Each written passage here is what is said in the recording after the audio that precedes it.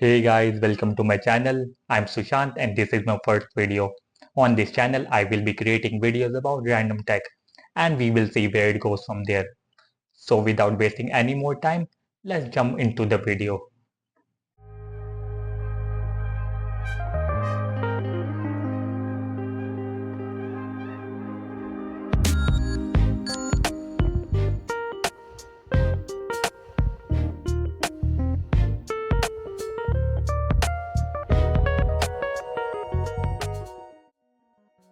It features a glass back with an aluminium frame reinforced by Corning Gorilla Glass 5 but seems fragile.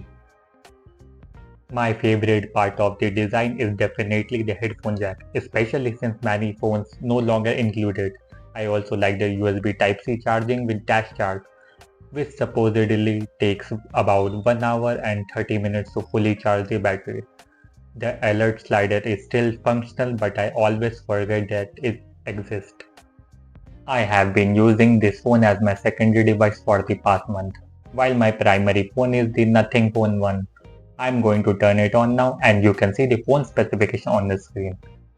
It still offers decent performance and my experience with the software and optimization has been mostly positive.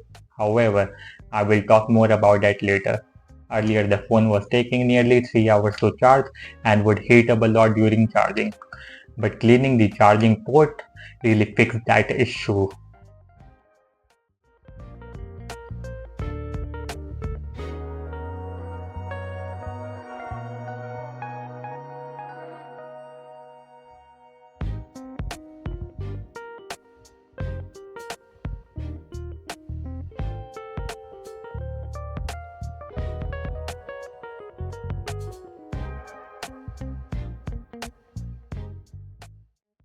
Running on Android 11, which is its last and latest official Android version.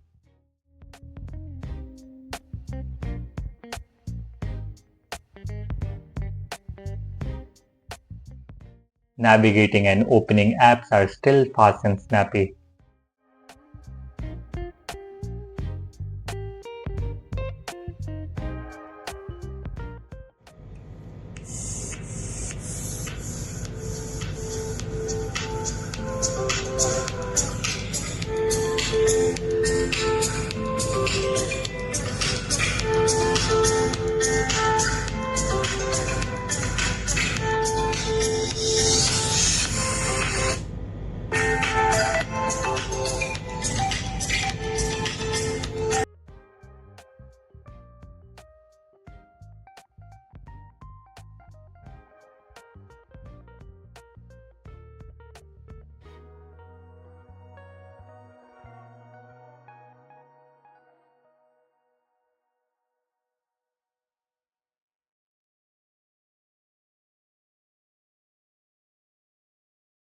Sound and AMOLED display quality are still impressive, but I did experience screen burn-in after watching videos for a while, which also led to battery drain.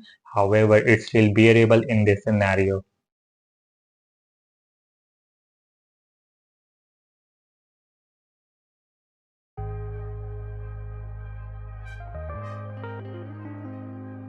Oxygen OS customizations like Canvas under the customization settings have always been great. However, since the battery has degraded over time, the ambient display stays off.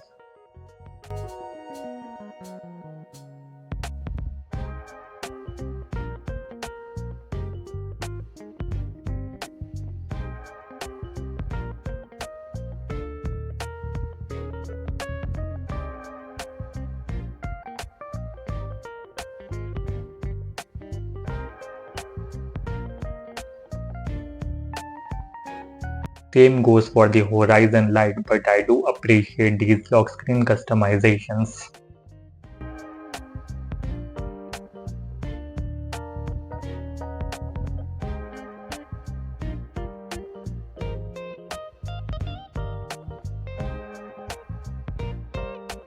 I still prefer the default wallpapers this phone provides.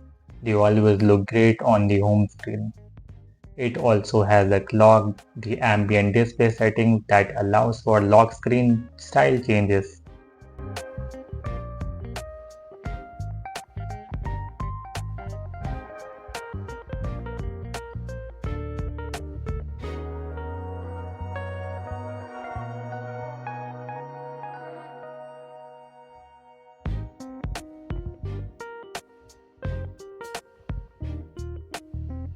System icon shapes and icon packs can be customized without third-party apps, which reminds me of custom ROMs like Resurrection Remix that I used on my older Motorola and Sony phones. Interestingly, some newer phones like my Nothing Phone 1 still don't offer these features. It features a Sony 16 megapixel and 20 megapixel camera setup at the back. I enjoy taking photos and videos a lot, and using this phone's camera for past month in 2024 was surprisingly good. First, let's talk about the camera UI, which is still similar to newer phones. It includes modes like Portrait, Nightscape, Pro Mode, Time Lapse, and more, along with options like grid lines and watermarks in the settings. I will attach a few sample photos I took in both natural and artificial lighting from my room, and the pictures turned out great. However, it did still struggle in low light conditions at night. Here are some samples.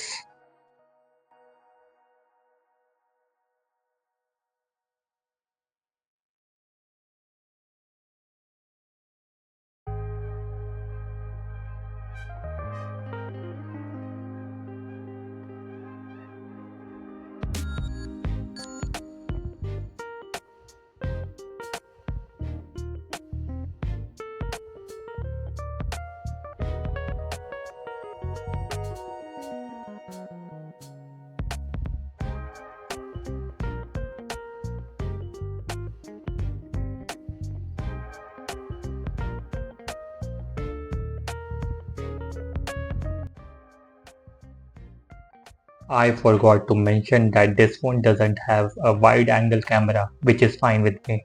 Instead, it offers 4K 60 FPS video recording, something my Nothing Phone 1 lacks, with its 30 FPS limit. The video stabilization at 4K wasn't great, but at 1080p it was much more stable.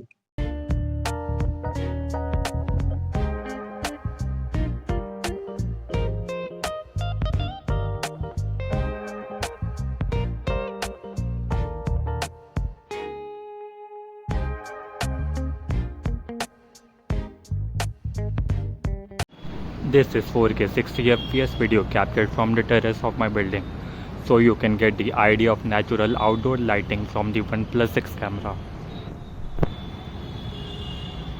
This is 1x.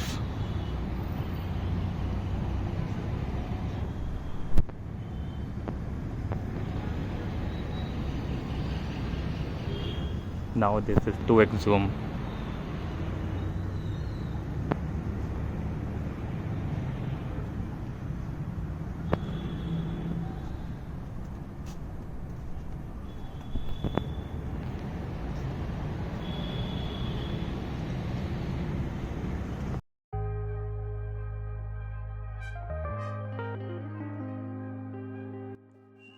Moving on to gaming, the phone has a game drawer app that automatically organizes all your games. Though some needed to be moved manually, I installed a few new and old titles to see how they perform on this older device.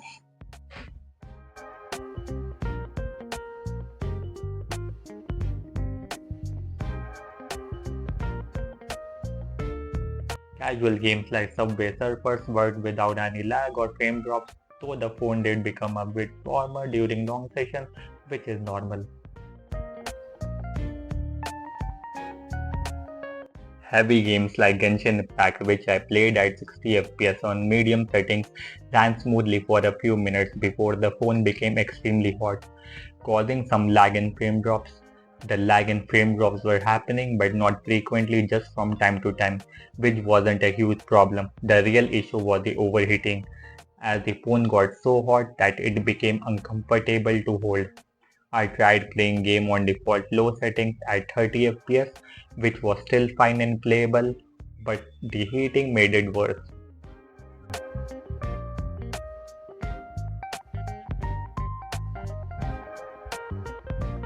I also played BGMI on smooth and extreme settings, and it ran smoothly. However, the heating issue resurfaced gradually increasing over time.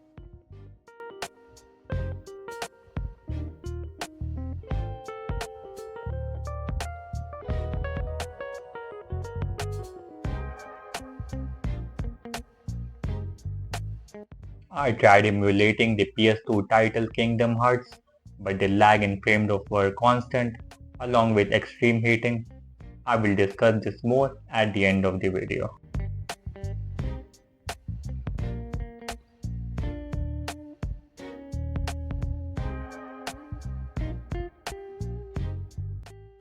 As for Legends Unite ran smoothly throughout the entire race without lag or frame drops. The phone became warmer, but it wasn't a problem in this case.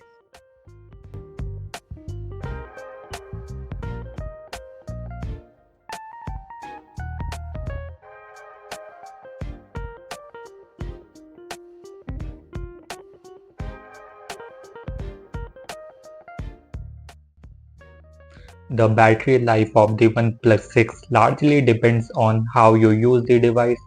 While it's not my primary phone, I used it as my daily driver for about 2 or 3 days during testing.